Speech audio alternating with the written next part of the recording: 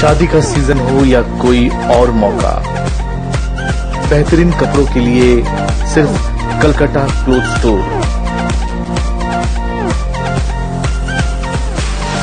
Calcutta cloth store, round बस्ती near Jama Masjid.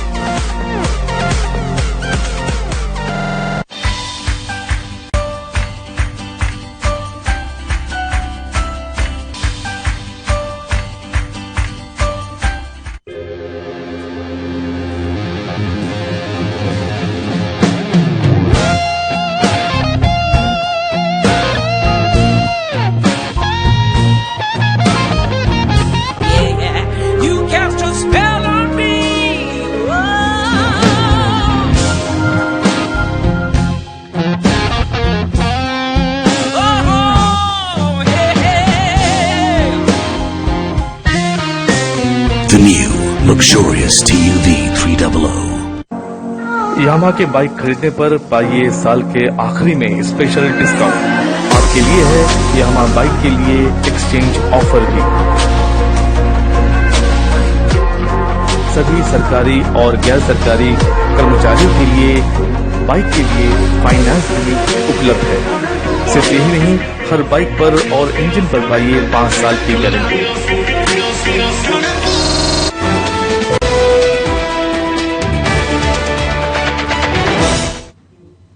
नमस्कार, आप देख रहे हैं नेशन लाइव और अंडमान लाइव के साथ हाजिर हूं मैं कायनात अंसारी। मध्य अंडमान के बाराटांग क्षेत्र के बालूडीरा और नयागढ़ इलाके में तकरीबन 10 साल पहले आम लोगों की सुविधा के लिए एक बड़ा पानी का टंकी बनाई गई थी। माना जा रहा था कि इस टंकी के लगने से आसपास ही कई गांवों के लोगों को इसका लाभ पहुंचेगा और उन्हें आसानी से पानी मिल पाएगा।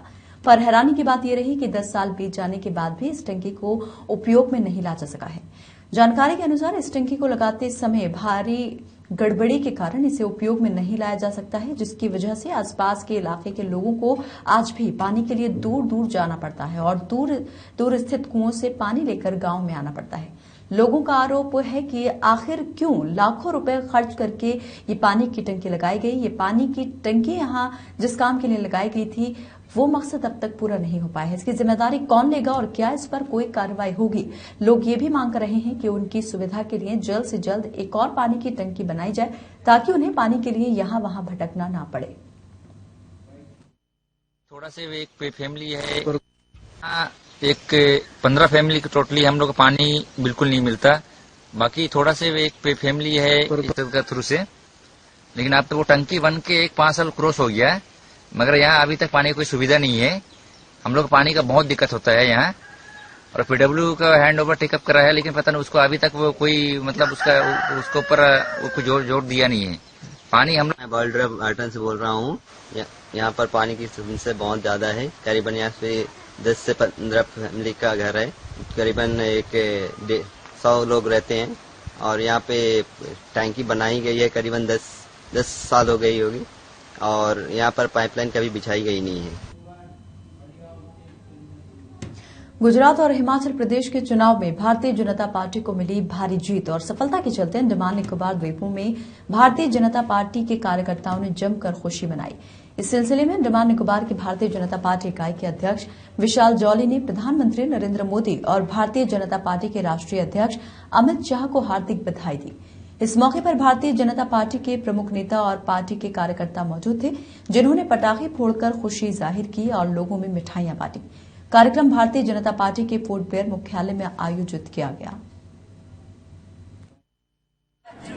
बीजेपी जिंदाबाद, अमित शाह जिंदाबाद।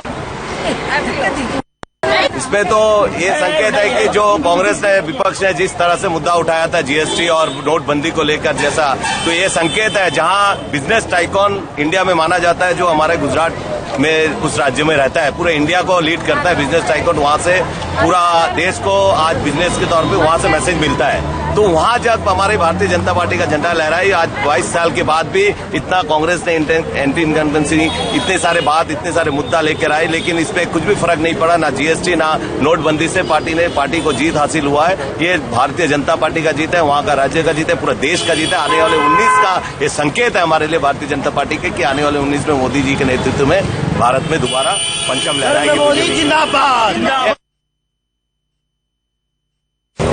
गुजरात और हिमाचल प्रदेश में अंडमान निकोबार के तमाम साथियों और अंडमान निकोबार के तमाम प्रदेश के द्वीपवासियों सबको सैल्यूट करता है। गुजरात वासियों को, हिमाचल प्रदेश के वासियों को, जिन्होंने मेहनत किया, सारे कार्यकर्ताओं ने मेहनत किया और साथ साथ हमारे प्रधानमंत्री नरेंद्र मोदी जी ने और अमित शाह जी ने अपने कुशल परिचय देते हुए, राजनीति का परिचय देते हुए और डेवलपमेंट के इश्यूज में कास्ट के इशू को पीछे छोड़ते हुए आज जो जीत लिया है उसके लिए सारे देशवासियों को अंडमान निकोबार की तरफ से बधाई देते हैं। और हम लोग इसी तरह डेवलपमेंट की इश्यूज पे आगे बढ़ते हुए पूरे अंडमान से लेकर 2019 में सारे भारत में 400 से ऊपर एमपी को जीत कर लाएंगे और डेवलपमेंट के इश्यूज को बरकरार रखेंगे। और 2 दिसंबर को डिगलीपुर में एक आरोपी द्वारा एसबीआई का एक एटीएम लूटने का असफल प्रयास किया गया था, जिसकी वजह से एटीएम मशीन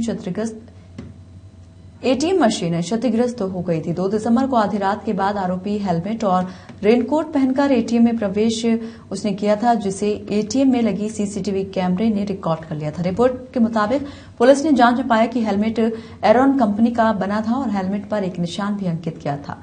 इसके अलावा पुलिस को पास चोर के बारे में और कोई सुराग नहीं था और इस जानकारी के आधार पर डिगलीपुर पुलिस ने अपनी तहकीकात शुरू की। 9 दिसंबर को डिगलीपुर के ही नए सब्जी बाजार में होमगार्ड के एक जवान ने जब एक व्यक्ति को हेलमेट के उसी विवरण के साथ देखा तो उन्होंने तुरंत पास की एक पुलिस कांस्टेबल को इसकी सूचना दी। उसके बाद होमगार्ड और पुलिस कांस्टेबल दोनों ने उस व्यक्ति से पूछताछ की और उसके बैकपैक से एक रेनकोट भी बरामद किया। सबूतों के आधार पर आरोपी को पूछताछ के लिए डिगलीपुर पुलिस स्टेशन लाया गया, जहां उसने अपना अपराध कबूल कर लिया। आरोपी की पहचान तन्मो मजूमदार के रूप में हुई है। एसबीआई अधिकारियों द्वारा एटीएम रूम को अभी तक बंद रखा गया है और सूत्रों ने बताया है कि मशीन को दोबारा बहाल करने के लिए 3 महीने का समय और लगेगा।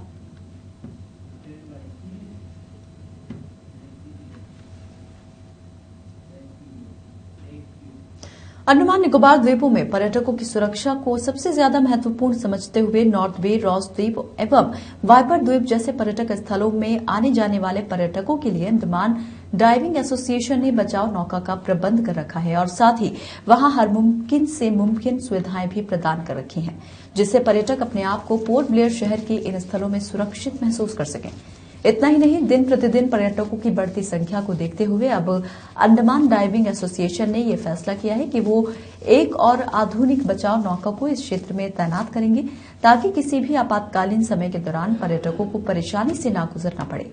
नेशन लाइव से हाल ही में बात करते हुए अंडमान डाइविंग एसोसिएशन के सदस्य नजरुल इस्लाम ने बताया कि जैसे ही उनकी रोजी रोटी पर्यटकों से निकलती है, ऐसे में ये उनका कर्तव्य बनता है कि वे पर्यटकों को हर मुमकिन से मुमकिन सेवा यहां प्रदान करें और यही कारण है कि उनकी एसोसिएशन ने अब एक और बचाव नौका नॉर्थ बे, रॉस द्वीप एवं वाइपर द्वीप के यहां लाने का प्लान किया है। उन्होंने बताया कि सिर्फ बचाव नौका ही नहीं, वो अंडमान निकोबार पर्यटन विभाग के साथ मिलकर पर्यटकों की सुरक्षा के लिए दिए गए हर निर्देश का पालन कर रहे हैं, ताकि पर्यटक द्वीपों में खुशी से आनंद उठा सकें। डाइविंग करने से पहले हमारा सबसे पहला चीज होता है, एक ही हमारा लोगो है और एक ही हमारा नारा है हम सारे डाइव सेंटर्स वालों का कि सेफ्टी फर्स्ट। सबसे पहला, बिना सेफ्टी का कोई स्कूबा नहीं होगा, क्योंकि हम सबसे पहला चीज सेफ्टी प्रिकॉशन सबसे पहला है, क्योंकि स्कूबा में कोई भी जा सकता है, स्कूबा कोई भी कर सकता है अंडमान में, कोई भी, लेकिन उससे पहले हमारा स्कूबा में स्टेप बाय स्टेप होता है। सबसे पहला होता है उनको ब्रीथिंग सेशन होता है। ब्रीथिंग सेशन में बतलाया जाता है कि इनको सबसे पहले जिस ब्रीथिंग में क्या करना है, कैसे इंटरेक्ट करना, how to interact inside the water, पानी के नीचे कैसे बात करना है, वो पूरा ब्रीफ किया जाता है। उसके बाद में उनका एक लायबिलिटी फॉर्म होता है जिसमें उनको मेडिकल बताना होता है कि हमें क्या प्रॉब्लम है, क्योंकि इसमें 5 लोग नहीं कर पाते हैं इसको। हार्ट पेशेंट बिल्कुल नहीं कर सकता है, जो भी हार्ट से रिलेटेड जो भी हो, प्रेग्नेंट लेडी नहीं कर सकती है, बीपी पेशेंट नहीं कर सकता है, शुगर पेशेंट, इंसुलिन पेशेंट नहीं कर सकता है, और एक होता है कि अंडर एज, एक 10 साल हेल्दी 10 साल के नीचे वाला 10 साल से नीचे नहीं कर सकता है। और भी इससे अच्छे अच्छे रेस्क्यू बोट्स हमारे फ्यूचर के लिए आ रहे हैं, सेफ्टी नेट्स वगैरह लगाए हुए हैं, और बहुत सारा हमारा डेवलपमेंट से ये सेफ्टी को करते हैं बिना सेफ्टी, क्योंकि आप आते हो हमारे भरोसे और यहां से हंसी खेलते जाइए, हमारी जिम्मेदारी होना चाहिए। चिड़िया टापू के ग्रामीणों और बायोलॉजिकल गार्डन के कर्मचारियों द्वारा एक हफ्ते पहले चिड़िया टापू स्थित लोटस पॉन्ड के अंदर एक 1.5 मीटर लंबे समुद्री मगरमच्छ को देखा गया था। माना जा रहा है कि एक हफ्ते पहले उच्च ज्वार के दौरान मगरमच्छ पास की नाली के माध्यम से तालाब में प्रवेश कर गया होगा। ग्रामीणों ने हमारे संवाददाता को बताया कि 3 और मगरमच्छ चिड़िया टापू समुद्र तट क्षेत्र में घूम रहे हैं, जिनमें से 2 मगरमच्छ आकार में बहुत बड़े हैं और तीसरा एक छोटा है। जानकारी मिली है कि वन विभाग की एक टीम ने सभी 4 मगरमच्छों को जाल में फंसाकर पकड़ने के लिए काम करना शुरू कर दिया है। आगे की रिपोर्ट मिलना भी बाकी है।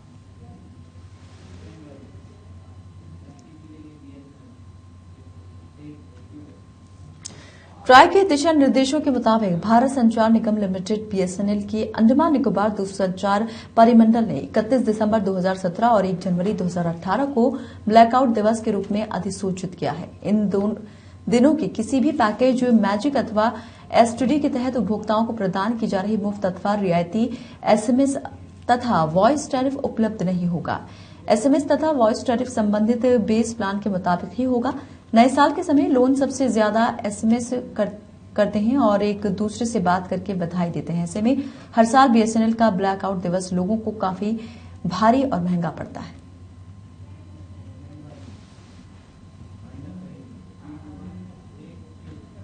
और अंडमान लाइव में फिलहाल बस इतना ही। आप देखते रहिए नेशन लाइव। नमस्कार।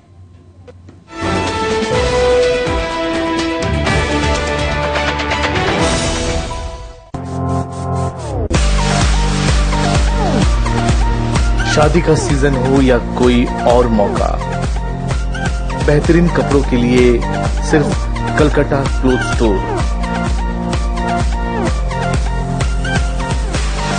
कलकत्ता क्लोथ स्टोर, राउंड बस्ती नियर जामा मस्जिद।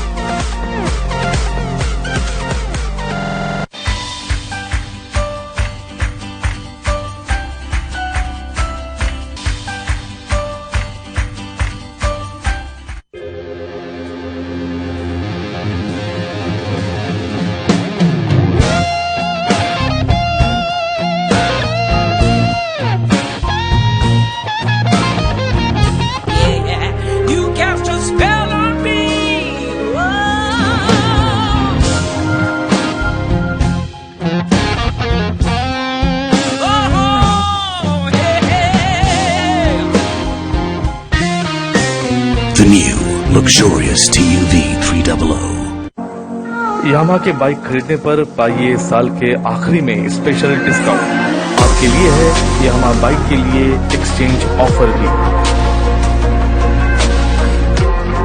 सभी सरकारी और गैर सरकारी कर्मचारियों के लिए बाइक के लिए फाइनेंस भी उपलब्ध है।